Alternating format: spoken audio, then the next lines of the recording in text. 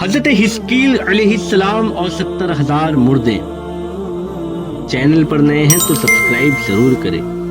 بنی اسرائیل کی ایک بہت بڑی جماعت جو حضرت حزقیل علیہ السلام کے شہر میں رہتی تھی، شہر میں طاعون یعنی پلیگ پھیلنے کی وجہ سے ان لوگوں پر موت کا خوف سوار ہو گیا۔ موت کے ڈر سے سب کے سب شہر چھوڑ کر ایک جنگل میں بھاگ گئے اور وہیں رہنے لگے۔ اللہ تعالیٰ کو ان لوگوں کی یہ حرکت بہت زیادہ ناپسندیدہ گزری، چنانچہ اللہ تعالیٰ نے ایک عذاب کے فرشتے کو اس جنگل میں بھیج دیا، جس نے ایک پہاڑ کی آڑ میں چھپ کر ایک چیخ مارا اور بلند آواز سے کہا، مؤتو یعنی تم سب مر جاؤ۔ وہ آواز اتنی بھیانک اور ہیبت ناک چیخ تھی کہ اسے سن کر بغیر کسی بیماری کے وہ سب کے سب مر گئے۔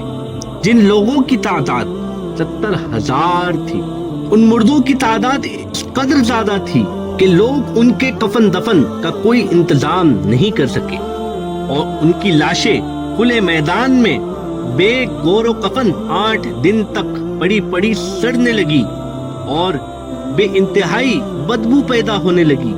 پورے جنگل بلکہ اس کے اطراف کے پورے علاقے میں پھیل گئی۔ کچھ لوگوں نے ان لاشوں پر رحم کھا کر اس کے اطراف میں ایک دیوار اٹھا دی تاکہ لاشیں درندوں سے محفوظ رہ سکے۔ کچھ دنوں کے بعد حضرت حزقیل علیہ السلام کا اس جنگل میں سے لاشوں کے پاس سے گزر ہوا تو اپنی قوم کے 70,000 انسانوں کی اس موت ناگہانی اور بے گور و کفن لاشوں کی فراوانی کو دیکھ کر بہت رنج و غم کا شکار ہوئے اور آبدیدہ ہوئے، اور اللہ تعالیٰ کے حضور بھرے دل سے گریہ وزاری اور دعا مانگنے لگے اور کہنے لگے، اے اللہ، یہ میری قوم کے افراد تھے جو اپنی نادانی اور یہ غلطی کی وجہ سے موت کے ڈر سے شہر چھوڑ کر جنگل میں آ گئے۔ یہ سب میرے شہر کے باشندے تھے، ان لوگوں سے مجھے انسیت تھی، یہ لوگوں کو میں دیکھا کرتا تھا۔ افسوس کہ میری قوم ہلاک ہو گئی۔ اے رب، یہ وہ قوم تھی جو تیری حمد و ثنا کرتی تھی اور تیری وحدانیت کی اور تیری کبریائی کے خطبے پڑھتی تھی۔ آپ دعا میں مشغول ہی تھے کہ وحی الہی اتری کہ اے حزقیل، آپ ان بگڑی ہوئی ہڈیوں سے فرما دیجئے کہ اے ہڈیاں، اللہ تعالیٰ کے حکم سے اکٹھا ہو جاؤ۔ یہ سن کر بکھری ہوئی ہڈیوں میں حرکت پیدا ہو گئی اور ہر آدمی کی ہڈیاں جمع ہو کر ہڈیوں کا ڈھانچہ بن گیا۔ پھر وہی آئی کہ اے حزقیل، آپ فرما دیجئے، اے ہڈیوں، اللہ تعالیٰ کے حکم سے گوشت بن جاؤ۔ یہ کلام سنتے ہی فوراً ہڈیوں کے ڈھانچوں پر گوشت چڑھنے لگا۔ پھر تیسری بار وہی نازل ہوئی کہ اے حزقیل، اب کہہ دو کہ اللہ کے حکم سے سب کے سب اٹھ کھڑے ہو جاؤ۔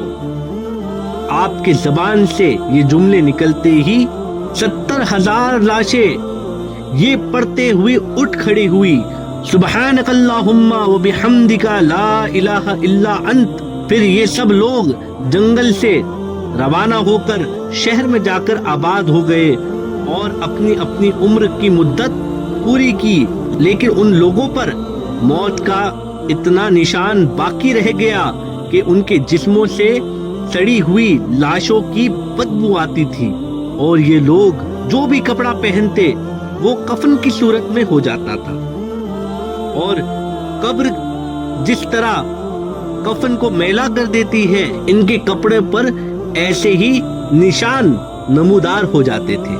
چنانچہ یہ اثرات آج بھی ان یہودیوں میں پائے جاتے ہیں جو ان لوگوں کی نسل سے باقی رہ گئے ہیں۔ تفسیر روح البیان۔ اللہ تعالیٰ قرآن کریم میں ارشاد فرماتا ہے، اے محبوب، کیا تم نے نہ دیکھا کہ انہیں جو اپنے گھروں سے نکلے اور وہ ہزاروں تھے، موت سے ڈرے تو اللہ نے ان سے فرما دیا، جاؤ پھر انہیں زندہ فرماؤ، اور بے شک اللہ لوگوں پہ فضل کرنے والا ہے، مگر اکثر لوگ ناشکرے ہیں۔